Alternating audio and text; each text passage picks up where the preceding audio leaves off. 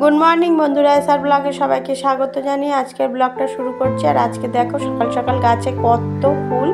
এখন সকাল 7টা বাজে, ঘুম থেকে উঠলাম, হালকা বৃষ্টি হয়ে গেছে। তারপরে আর এখন পুজো যেহেতু কেউ দিচ্ছে না, পাড়ার কেউই পুজো দিচ্ছে না, ওই জন্য গাছে অনেক ফুল হয়ে রয়েছে।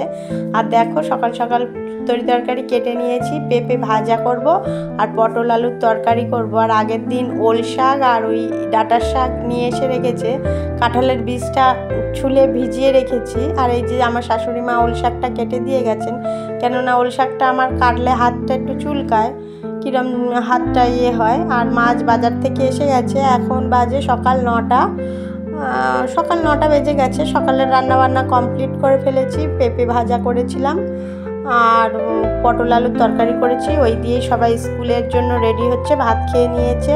শ্বশুরমশাইকেও ভাত দিয়ে দিয়েছি। সকালের কাজকর্ম মোটামুটি শেষ, এখনও ঘর টর মোছা হয়নি, ঘর ঝাড়ু দেওয়া হয়নি। আর সকালে এমনি ঝাড়ু দেওয়া হয়েছিল সকালে, কিন্তু আবার ঘর মোছার আগে প্রত্যেক দিন ঝাড়ু দিয়ে ঘরটা মুছি, সেই সব কাজগুলো হয়নি। মাছটা এসেছে, দেখে নিই, মাছটা ঢেলে ঢুলে ঠিক করে রেখে যাই। আর ভেন্ডি আলু দিয়ে মাছ রান্না হবে। দেখো 2 রকমের মাছ নিয়ে এসেছে, তেলাপিয়া মাছ আর একটা কি কাটা মাছ, পিস কাটা, ওই 2 রকমই মাছ রান্না হবে, একসঙ্গে হবে। আর চিংড়ি মাছ এনেছেন, চিংড়ি মাছ ওই যে ওল শাকটা আছে, ওল শাকটা দিয়ে রান্না হবে। আর ওই কাঁঠালের বীজটা লালটা ছাড়িয়েই রান্না হয়, ওর ভিতরে একটা বীজের ভিতরে একটা লাল মতন লেয়ার পর্দা থাকে, ওইটা তুলে ফেলতে হয়, না হলে পেটের প্রবলেম হয়। ওই জন্য আমরা সব সময় তুলেই খাই ওটা এখন ভিজিয়ে রেখেছি, ভিজিয়ে রেখে ছুরি দিয়ে একটু আঁচড় দিলেই উঠে যায় ওটা। ওই জন্য সকালবেলা কেটে আগে ওটা ভিজিয়ে রেখেছি, দুপুরবেলা যখন তরি তরকারি সবজি কাটবো তখন ওটা বেছে নেব, আরও পরিষ্কার হয়ে যাবে। আর দেখো চিংড়ি মাছটা ঢেলে নিলাম, ছোট ছোট চিংড়ি মাছ নিয়ে এসেছে ওই যে ওল শাকটা খাওয়ার জন্য। আর এই যে চিংড়ি মাছের মধ্যে কত ময়লা, ধুয়ে পরিষ্কার করে নেব, নিয়ে তারপরে বাছবো। একদম ভালো ফ্রেশ চিংড়ি মাছ আছে।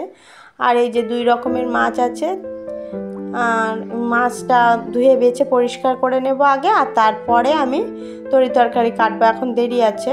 আর ঘরের কাজকর্ম সেরে নেব, ঘরটার মুছে নেব তারপরে। আর বাচ্চারা স্কুলে যাবে। আর দেখো বন্ধুরা, বাচ্চাদেরকে স্কুলে দিয়ে এসেছি। আর এখন আমি এই যে কাঁঠালের বীজগুলো বেছে পরিষ্কার করে নিয়েছি, এখন রান্নাটা বসিয়ে দেব। আর এখন ঘড়িতে বাজে 12টা। হ্যাঁ, আর পুজো দিয়াইনি কিছু না, স্নান টান সেরে বাচ্চাকে স্কুলে দিয়ে আসতে গেছিলাম, ছোট মেয়েকে। বড় মেয়ে একাই চলে গেছে। আর দেখো মাছ চিংড়ি সব বেছে নিয়েছি, তরি তরকারি সব কাটা হয়ে গেছে। আর এখন শুধু রান্না করব, ডাঁটা আলু ভেন্ডি দিয়ে মাছের তরকারিটা করব, আর ওল শাকটা করব।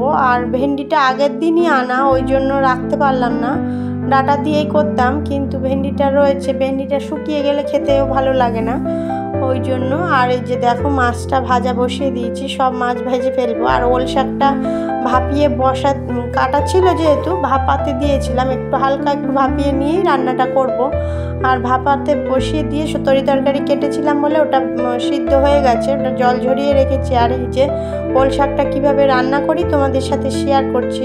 কালো জিরে ফোড়ন দিয়েছি, পেঁয়াজ লঙ্কা রসুন ফোড়ন দিয়ে তার মধ্যে চিংড়ি মাছটা দিয়েছি, ভালো করে ভাজা ভাজা হয়ে গেলে কাঁঠালের বীজ আর ওই ওল শাকটা ওটা আগের থেকে ভাপিয়ে রেখেছিলাম ওর মধ্যে দিয়ে দিলাম, দিয়ে নাড়াচাড়া করবো।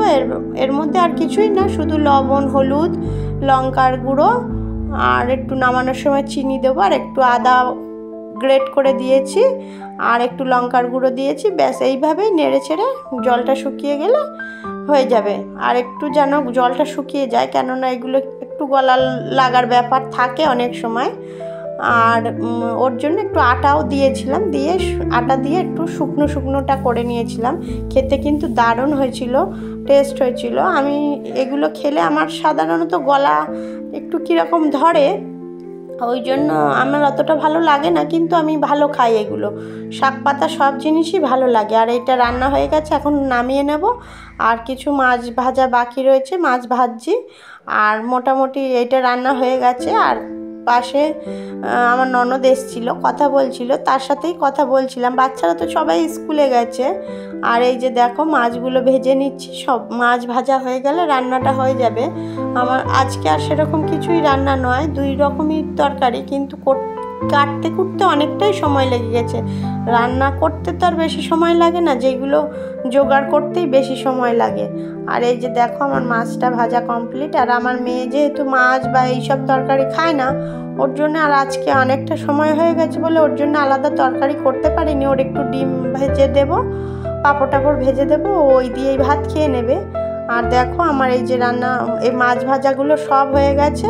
ভেন্ডি আলু ভেজে রেখেছি, আর এই যে ডাঁটাটা একটু বাকি আছে। এই যে পেঁয়াজ ফোড়ন দিয়েছি, এর মধ্যে ডাঁটাটা দিয়েই মাছের ঝোলটা চাপিয়ে দেবো, তাহলে হয়ে যাবে। আর একটু আমটাম কাটবো খাওয়ার সময়, এই ছাড়া আর কিছুই না। তাহলে আমি বন্ধুরা রান্নাটা করে নিই আর সবাইকে ভাত দিয়ে দেব।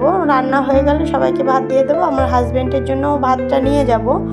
আর তাহলে বন্ধুরা রান্নাটা করে নিই, তারপরে আসছি তোমাদের সাথে।